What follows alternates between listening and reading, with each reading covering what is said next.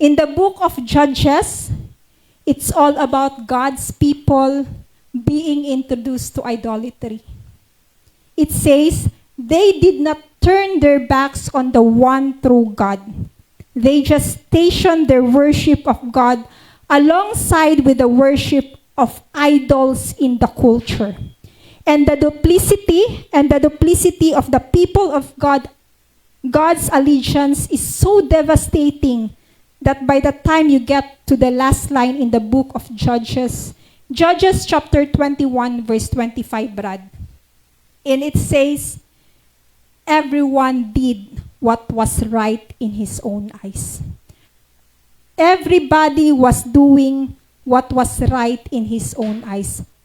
Familiar, right? Makarelate ta, right? Judges chapter 21, verse 25 po. Last line, last nga koan sa Judges. 21:25. In those days, when the judges governed, there was no king in Israel. Every man did what was right in his own eyes.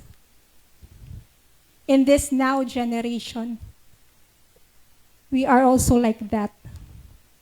I am one of those by the grace of God. We worship the Lord, kailata, gatuo ta sa Ginoo.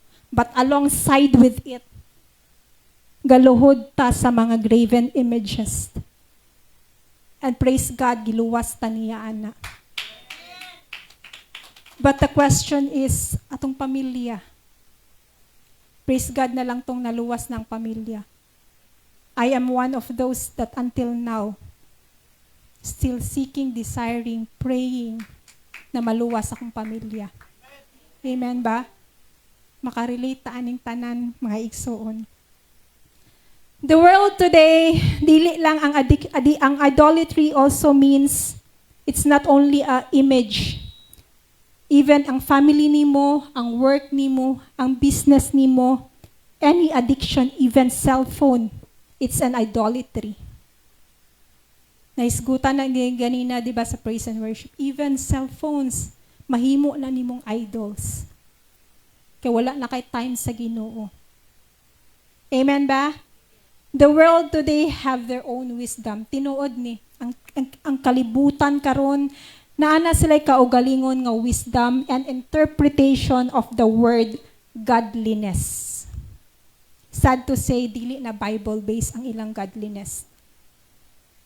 2 Timothy chapter 3, verse 1 to 7, Brad.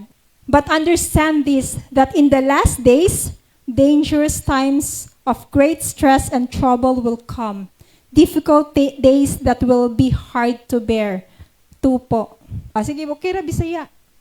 Ang mga tao, maghuna-una lamang sa ilang kaugalingon. Ug sa kwarta, hambugiro sila, mapahitason, bugal-bugalon, masupilon sa ilang mga ginikanan, dili mapasalamaton og dili Dios nun. Di ba akong gaingon kanina, they have their own interpretation of godliness, dili na Bible-based. Daghan kay mga religions karon, denominations nga manuktok pa sa inyong mga balay. Grabe ka bold to preach mga mother God, mga unsa pa diha. Amen ba? Grabing mga, because we are in the last days. 4 po. Dine, wala sila'y kaluoy, walay puangod, tigbutang-butang, mapatuyangon, bangis, madinumtanon sa maayo. Next po.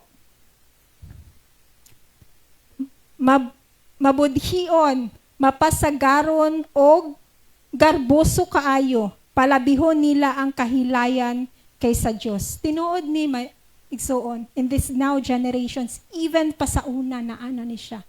Kay they thought nga, musimba lang bitaw ko, okay ra na. Kay kuwaan bitaw akong mga sala. Inana atong huna-huna sa una. Makuwaan ra akong sala, musimba ra ko, then paggawas, inom na sad. Di ba? Paggawas na sad, kahilayan na sad, disco na sad. Yes, in this now generation. Mauna siya because we are in the last days. This is the reality. Amen ba? 5 po. Bangag na sad. Hallelujah. Magpabilin silang rehelyoso. Magpabilin pa silang rehelyoso. Apan, isalikway nila ang matuod nga gahom ni ini. Likay kaning mga tawhana. 6 po.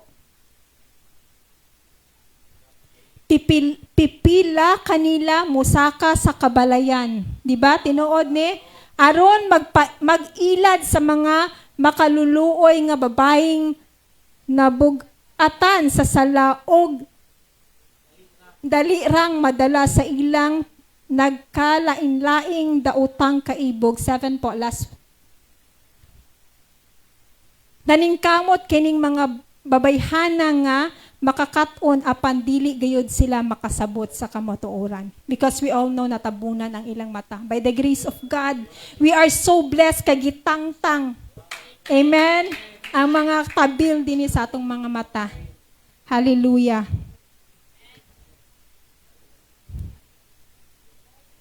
This is the sad reality we are facing now. Amen ba? Tinuod na ni siya, this is the sad reality we are facing now. And God has been so patient with you because God will use you for your family, for your friends, for your relatives. Ikaw ang gamiton sa Ginoo mo nang giluwas kaniya. Amen?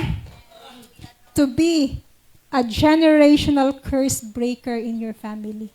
Kung aming mong pamilya nag-worship pa og mga graven images, unsa pa mga tradition sa inyong pamilya, then gitawag ka sa Ginoo because ikaw mismo ang himuon niyang generational curse breaker. Amen ba? Para ma-free sila from idolatry. But how can that happen? Unsaon man na pagkahitabo kung ikaw mismo wala pa ka nabay gawas?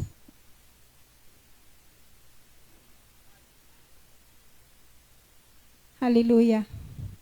This is one of the assignments that God wants us to meditate.